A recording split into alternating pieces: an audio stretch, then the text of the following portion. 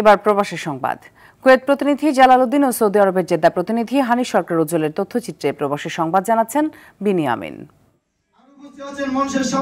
Kuwait বিএনপির সমন্বয়ক কমিটিকে সম্বর্ধনা ও কুয়েত যুবদলের আহ্বায়ক কমিটির পরিচিতি সভা অনুষ্ঠিত হয়েছে। শাহজাহান এম সবুজের সভাপতিত্বে ও লোকমান জাহিদের সঞ্চালনায় অনুষ্ঠানে প্রধান অতিথি ছিলেন কুয়েত বিএনপির প্রধান সমন্বয়ক আলহাজ ইকবাল হোসেন।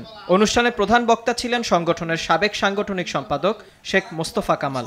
অনুষ্ঠানে শাহজাহান সবুজকে আহ্বায়ক ও লোকমান জাহিদকে সদস্য সচিব করে কুয়েত যুবদলের 51 সদস্যের কমিটি ঘোষণা করা হয়।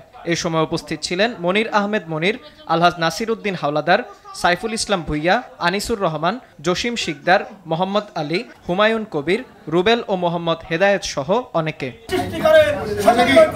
সৌদি আরবে মুন্সিগঞ্জ জেলা বিএনপির নেতা আলহাজ শেখ মোহাম্মদ আবদুল্লাহকে সংবর্ধনা দিয়েছে মুন্সিগঞ্জ জেলা জাতীয়তাবাদী ঐক্য পরিষদ জেদ্দা।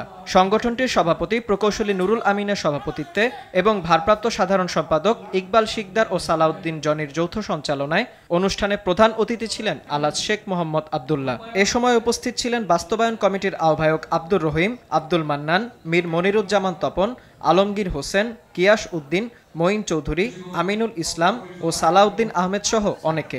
অনুষ্ঠানে বক্তব্য দেন মোহাম্মদ আলাউদ্দিন সিটিজি, আমজাদ হোসেন, জাহাঙ্গীর সরকার, আউয়াল, ফারুক দেওয়ান ও সুমন ঢালি সহ আরও অনেকে।